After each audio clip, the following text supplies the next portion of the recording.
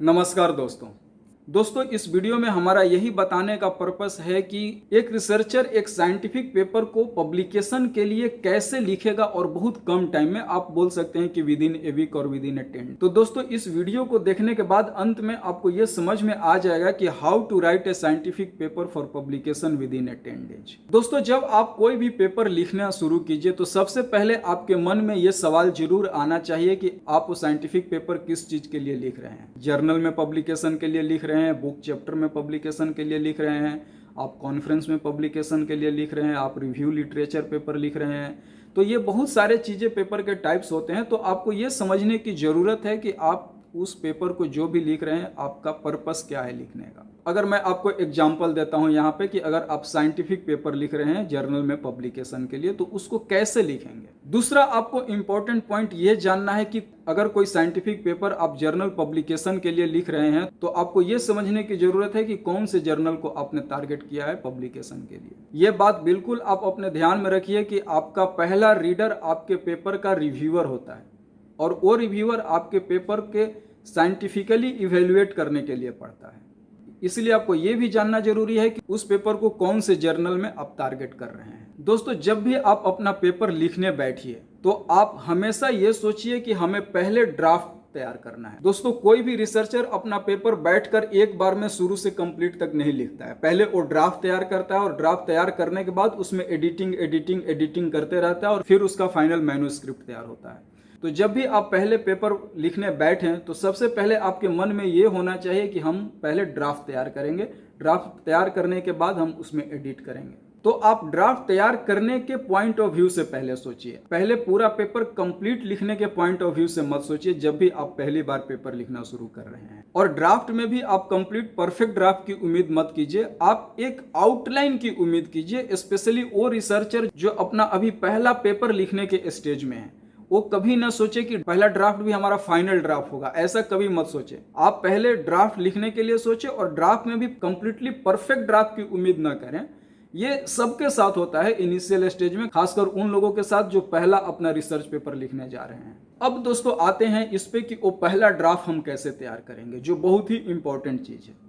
दोस्तों किसी भी पेपर का जब आप पहला ड्राफ्ट तैयार कर रहे हैं, अगर आप सोचिए कि आप फर्स्ट टाइम आज एक पेपर लिखने बैठे हैं तो आपको कुछ भी नहीं करना है। एक वर्ड फाइल खोलिए, वर्ड फाइल में पहला हेडिंग दीजिए टाइटल, दूसरा हेडिंग दीजिए अब्स्ट्रैक्ट, तीसरा हेडिंग दीजिए कीवर्ड, चौथा हेडिंग दीजिए हाईलाइट, पांचवा हेडिंग दीजिए इंट्रोडक्शन, छठवां हेडिंग दीजिए मटेरियल एंड मेथड्स, सातवां हेडिंग दीजिए रिजल्ट एंड डिस्कशन, आठवां हेडिंग दीजिए कंक्लूजन, 9, 10, 11 दीजिए लाइक एक्नॉलेजमेंट, अपेंडिक्स और रेफरेंस। आप पहले ये हेडिंग दे देंगे तो आपके मन में ये चीज आएगा कि हमें इस पेपर में ये सारी चीजों को लिखना। पहला स्टेप आपका कंप्लीट हो गया। अब आइए सेकेंड स्टेप। अब दूसरे स्टेज में आपको क्या करना है कि जो भी आपने रिजल्ट एनालिसिस किया है, जो भी आपने टेबल बनाया है, जो भी आपने फिगर बनाया है एनालिसिस के टाइम पे, वो टेबल और फिगर को रेस्पेक्टिव सेक्शन में ऐड कीजिए। जैसे आपके पास रिजल्ट का टेबल है तो रिजल्ट में कॉपी पेस्ट कीजिए। अगर आपके पास रिजल्ट का फिगर है तो रिजल्ट के फिगर को कॉपी और पेस्ट कीजिए रिजल्ट वाले सेक्शन में।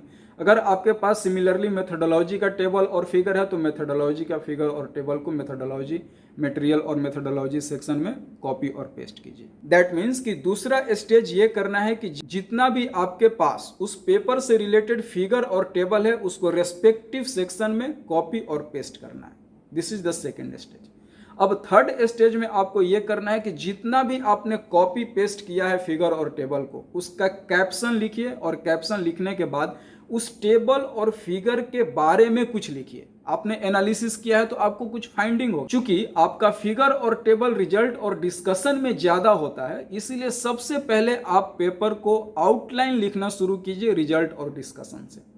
रिजल्ट और डिस्कशन में जो भी फिगर आपने कॉपी पेस्ट किया है, जो भी टेबल आपने कॉपी पेस्ट किया है, उस फिगर और टेबल के बारे में आप लिखना शुरू कीजिए, उसका डिस्क्रिप्शन देना शुरू कीजिए। आप अपने रिजल्ट को डिस्क्राइब करना शुरू कीजिए, आइदर फिगर के थ्रू हो या टेबल के थ्रू हो। इंट्रोडक्शन लिखना किसी भी पेपर के लिए सबसे हार्डेस्ट पार्ट होता है। कभी भी आप अपना पेपर लिखते समय इंट्रोडक्शन से लिखना शुरू मत कीजिए। हमेशा आप अपना पेपर वहां से शुरू कीजिए जो पार्ट आपका सबसे स्ट्रांग है। रिजल्ट एंड डिस्कशन पार्ट आपका सबसे स्ट्रांग है क्योंकि आपने पेपर को एनालाइज किया है, आपने पेपर को एनालिसिस के समय समझा है, आपने रिजल्ट को प्लॉट किया, आपने टेबल को प्लॉट किया है, आप अच्छे तरह से जानते हैं कि इस रिजल्ट और टेबल का मतलब क्या है, जिसके बारे में आप लिख सकते हैं। तो सबसे पहले आप शुरू कीजिए रिजल्ट एंड डिस्कशन से लिखना। सेकंड सेक्शन लिखना है वो आपको मेथडोलॉजी लिखना है, क्योंकि आपने जो रिजल्ट एनालाइज किया हो, कौन सा मेथड यूज करके एनालाइज किया है वो आपको पता है। आपने एक्सपेरिमेंट सेट किया है, आपने सिमुलेशन किया है, आपने फील्ड सर्वे किया है, आपको पता है कि आपने कौन कौन सी चीज को कंसीडर किया है ये रिजल्ट को फाइंड करने के लिए। तो सेकंड इंपॉर्टेंट जो सेक्शन है वो आपका मेथडोलॉजी है, जो आप अच्छी तरह से जानते हैं और इजीली लिख सकते हैं, क्योंकि ये सारा चीज आपने किया है। तो सेकेंड टाइम में जब रिजल्ट एंड डिस्कशन खत्म हो तो आप मेथडोलॉजी लिखना शुरू कीजिए। जब मेथड और रिजल्ट एंड डिस्कशन आपने लिख लिया, इसके बाद आप सीधे कंक्लूजन पे आइए। कंक्लूजन भी लिखना आपके लिए इसलिए आसान है क्योंकि आपने रिजल्ट और डिस्कशन फाइंड किया। रिजल्ट और डिस्कशन के बेसिस पे आप क्या कंक्लूजन ड्रॉ कर सकते हैं, आप लिख दीजिए कंक्लूजन को। बहुत सारे आप पेपर में देखेंगे कि कंक्लूजन पूरा टेक्स्ट में लिखा रहता है, बहुत सारे पेपर में आप ये भी देखेंगे कि कंक्लूजन को पॉइंट पॉइंट में लिखा रहता है। आपको जिस तरह से अच्छा लगे, आपको लगे कि नहीं पॉइंट पॉइंट में लिखना हमारे लिए ज्यादा इजी है, तो आप पॉइंट पॉइंट वाइज करके लिखिए। अगर आपको लगता है कि नहीं एक टेक्स्ट में लिखना अच्छा है तो टेक्स्ट में लिखिए। अब दोस्तों इसके बाद बचता है आपका इंट्रोडक्शन। इसके बाद आप इंट्रोडक्शन लिखना शुरू कीजिए। आप इंट्रोडक्शन में आप अपने रिसर्च गैप का बैकग्राउंड लिखेंगे, पहले पैराग्राफ से आप यही शुरू करेंगे। इसके बाद आप बहुत सारे लिटरेचर रिव्यू आपको करना पड़ेगा। बहुत सारे लिटरेचर रिव्यू करने के बाद उस लिटरेचर रिव्यू के बेसिस पे आप अपने रिसर्च गैप जो क्रिएट किए हैं उस लिटरेचर रिव्यू के बेसिस पे आपको सपोर्ट मिलेगा। आप अपने रिसर्च गैप को अच्छे तरह से उसमें लिख सकते हैं, रिसर्च ऑब्जेक्टिव को अच्छी तरह से डिफाइन कर सकते हैं। जैसे एग्जाम्पल के तौर पर मैं बताता हूँ कि सपोज ऑथर ये ने ये फाइंड किया है, पहले ऑथर बी ने ये फाइंड किया है, ऑथर सी ने ये फाइंड किया है। इन तीनों ऑथर में जो भी एनालाइज किया है उसमें ये लिमिटेशन है। उसी लिमिटेशन को अगर आप एड्रेस करना चाहते हैं तो आप बताइए कि फलाना फलाना फलाना ऑथर ने ये फाइंड किया है, बट इन लोगों में ये लिमिटेशन है, उसी लिमिटेशन को हम एड्रेस करना चाहते हैं। तो this is called the research gap.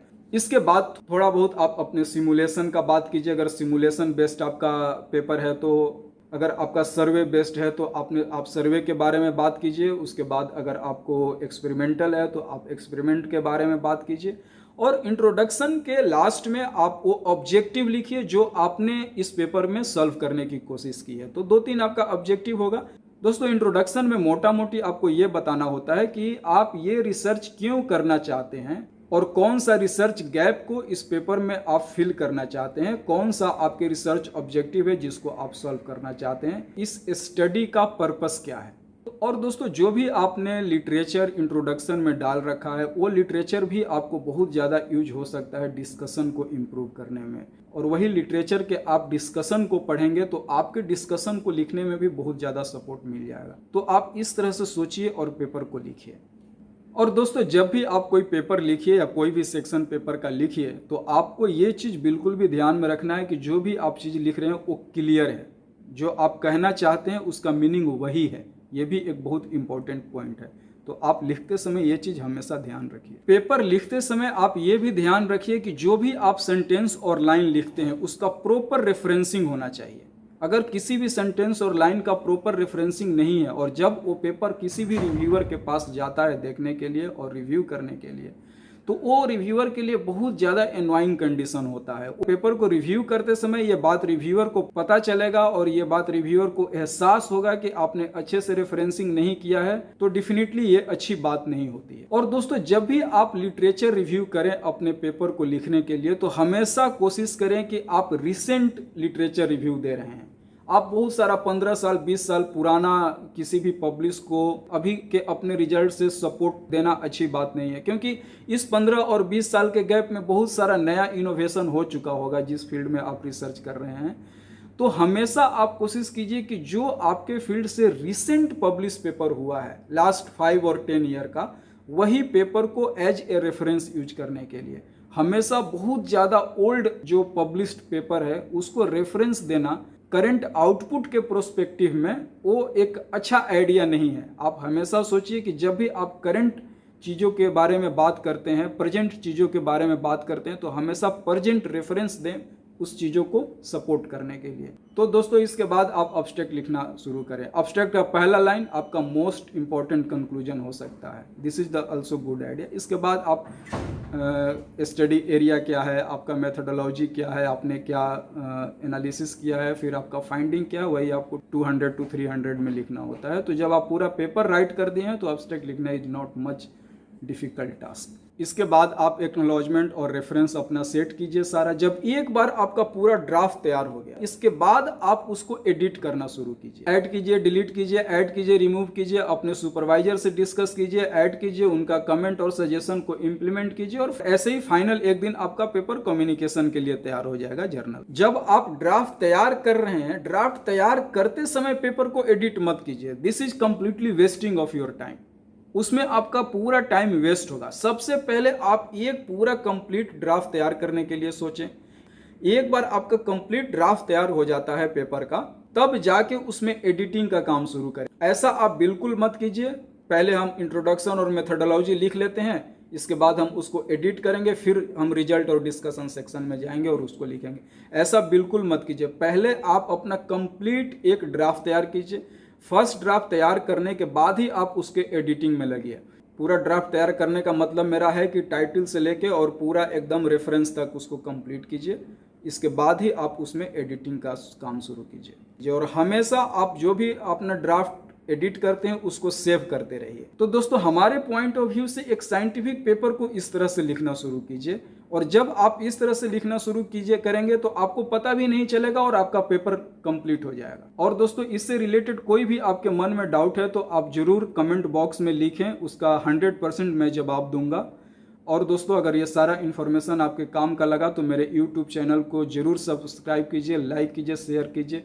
इससे हमें सपोर्ट मिलता है ताकि और भी हम अच्छे अच्छे वीडियो आपको इससे रिलेटेड और कुछ अदर टॉपिक से रिलेटेड बना सकें। तो चलिए फिर से मिलते हैं कोई नया टॉपिक के साथ नेक्स्ट वीडियो में। धन्यवाद।